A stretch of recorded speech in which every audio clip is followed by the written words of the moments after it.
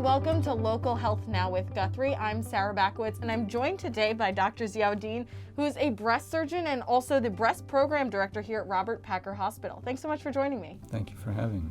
Now, it's the first of the month. It is Breast Cancer Awareness Month. So how do women know their risk for breast cancer? So being a woman and getting older are the two most impactful risk factors for breast cancer. Every woman has some breast cancer risk. Average risk in this country, 1 out of 8 women gets breast cancer during her lifetime in this country.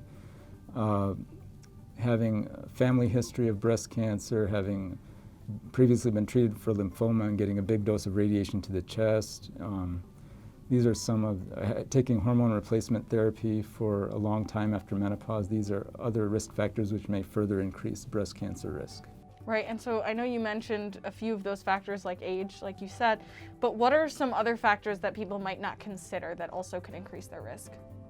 So depending on family history, there may be gene mutations which can really increase breast cancer risk. Most of these risk factors we can't really do anything about. You can't change your gender or your age, you can't change your family history, but there are some risk factors that you can modify, such as not smoking, limiting alcohol intake, maintaining a good body weight and healthy diet. So these are some of the risk factors that women may modify that may decrease their breast cancer risk. Right, and along with those modifiable kind of habits, is there anything else that women can do to kind of prevent any sort of breast cancer? Not prevent, I mean, next thing is screening.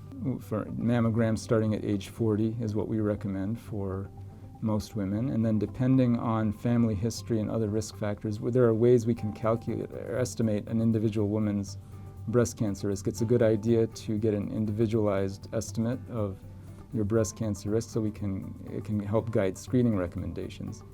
Women who have an estimated risk greater than 20%, we consider them to be at high risk. And we may do enhanced screening for them, since adding MRI in addition to mammograms every year.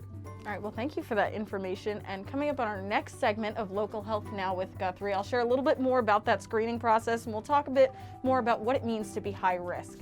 I'm Sarah Backwitz. Thanks for joining us.